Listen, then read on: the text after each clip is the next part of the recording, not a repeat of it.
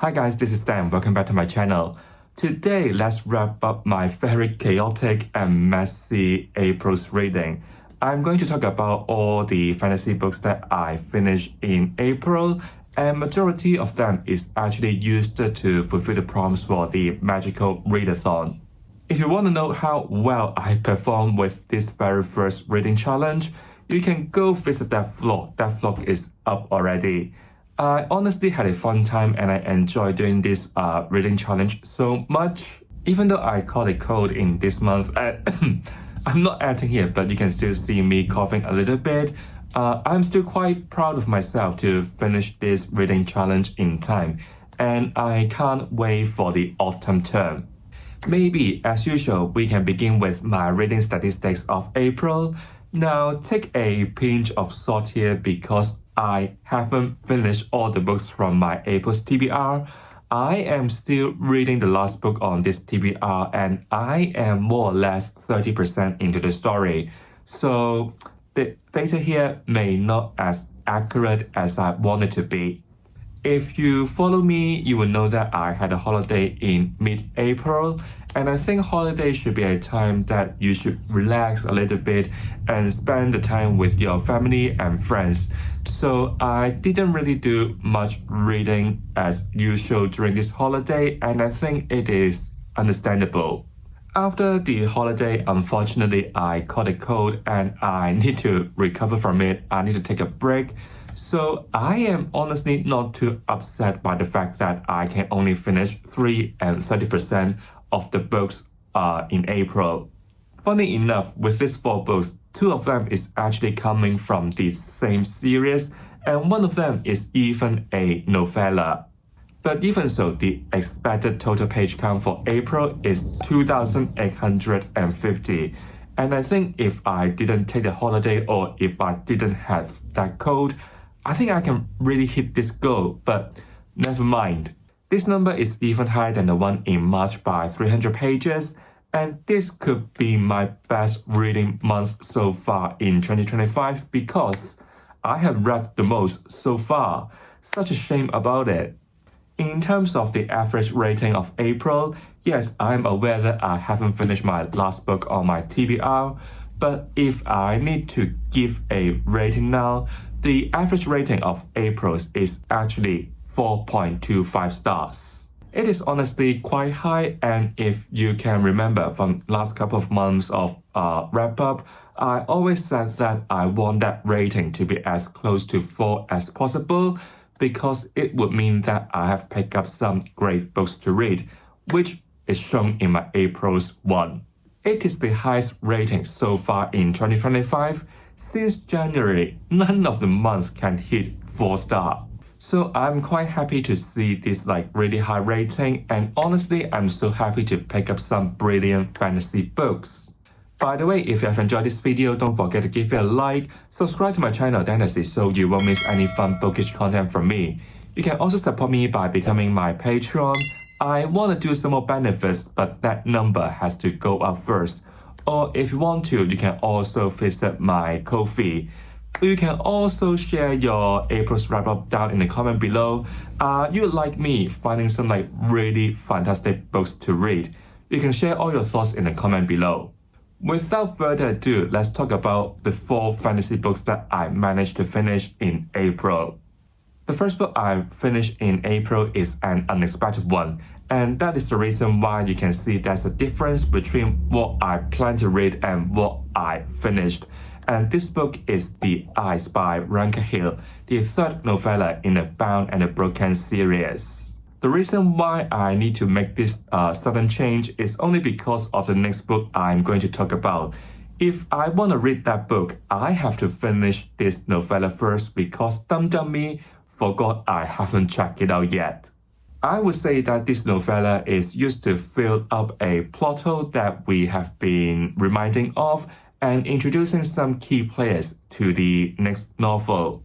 Even though it is a novella which is usually shorter in terms of the length, it is still a fast-paced and intense read.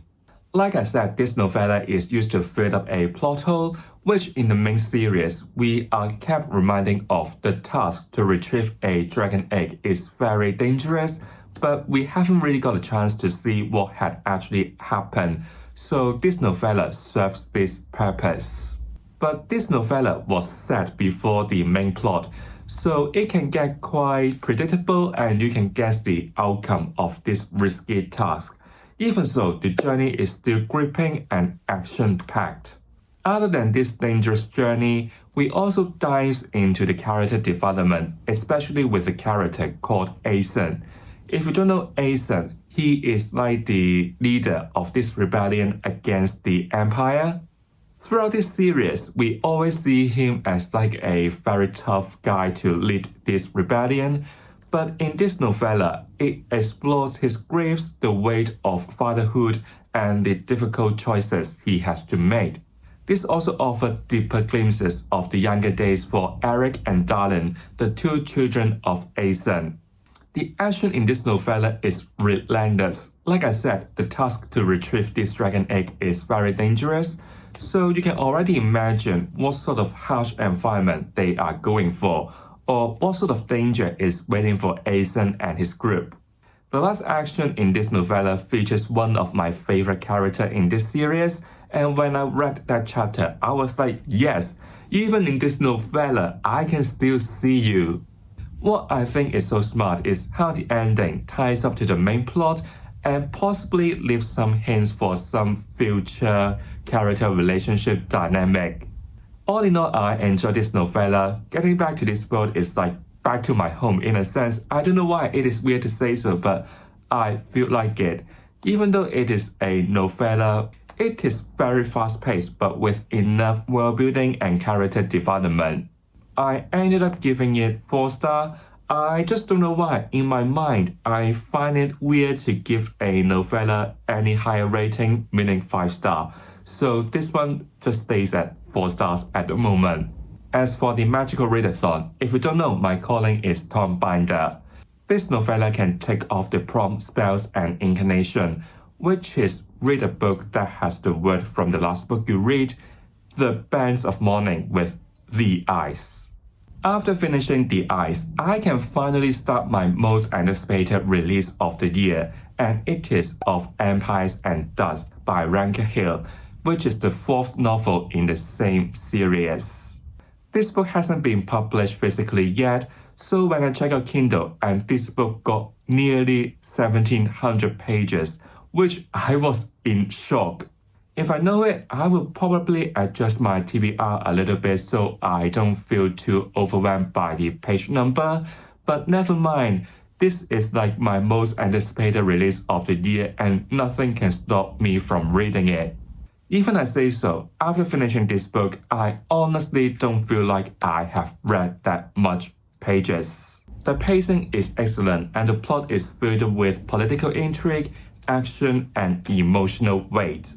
This book picks up right after what had happened in the last novel of War and Ruin. And getting back to this point, you can already see the consequences of this conflict, which I was heartbroken already.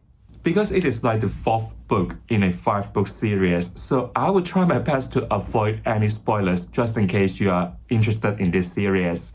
So you can imagine this book is about the conflict between the rebels and the Empire. We will see different subgroups or maybe different powers to achieve this goal. Like you may see from the synopsis of this book, we would follow characters like Kanan. With the important role he is playing now, he needs to think about what he should do to achieve this goal.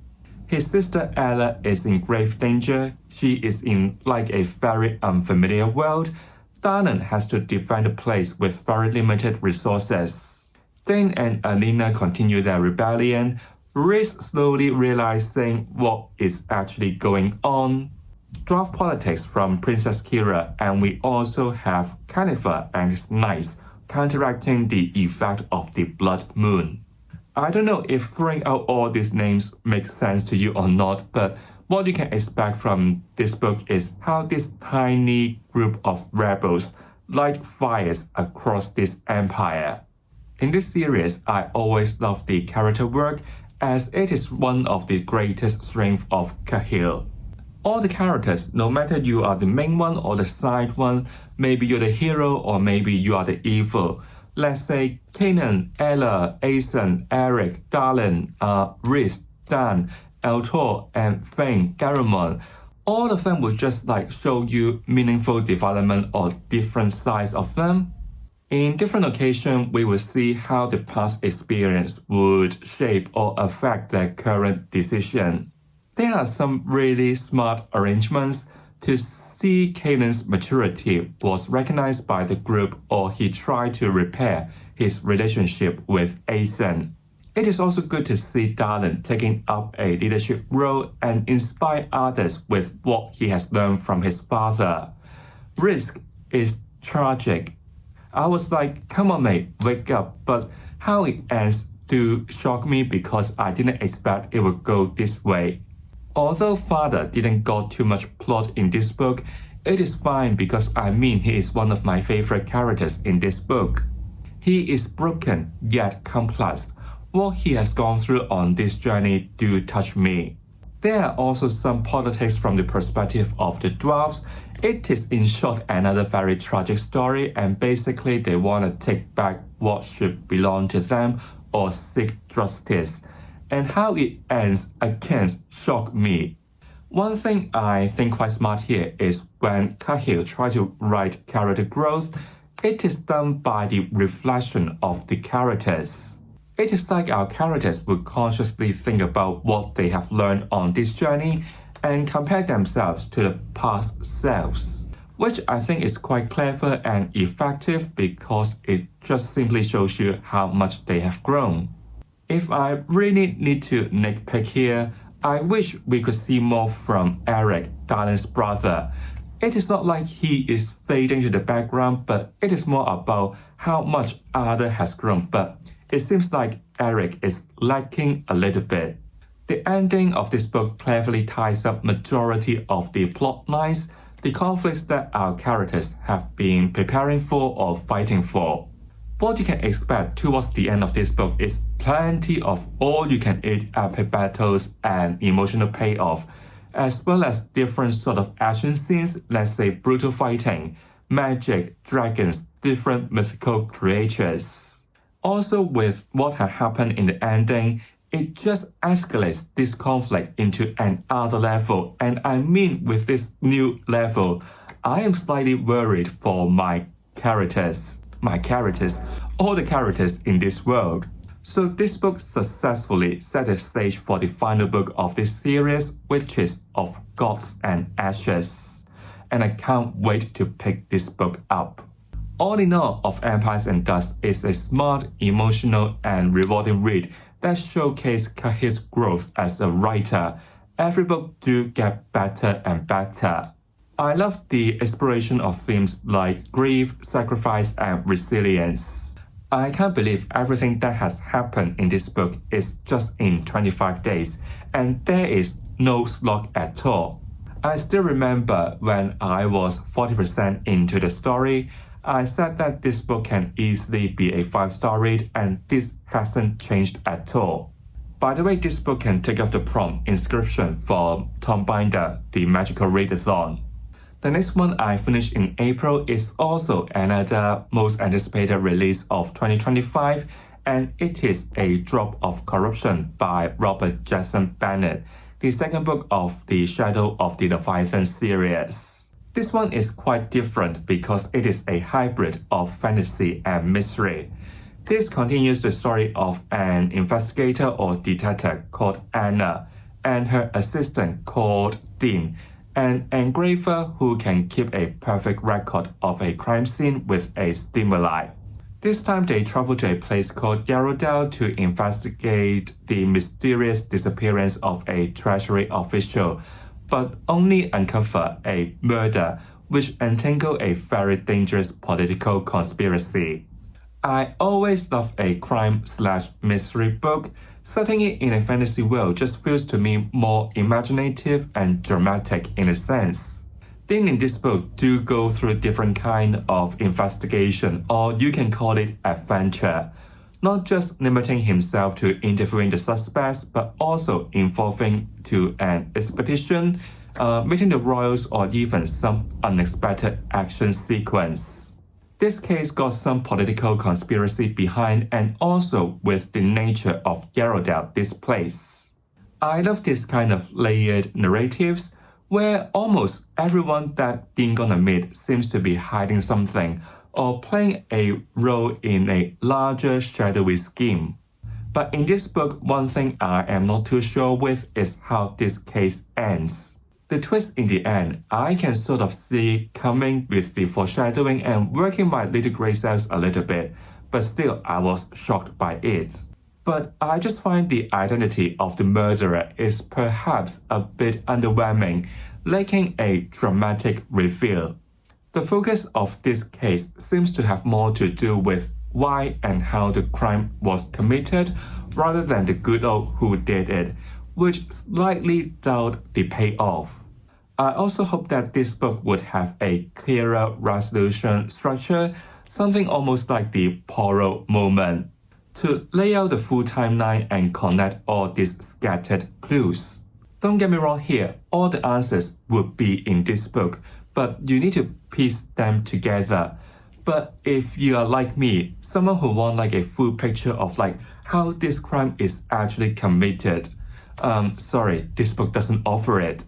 In terms of the characters, I appreciate this book picks up the personal struggle of Dean or maybe the identity of Anna, but I just don't know why. I feel it hard to connect to these two in a emotional level.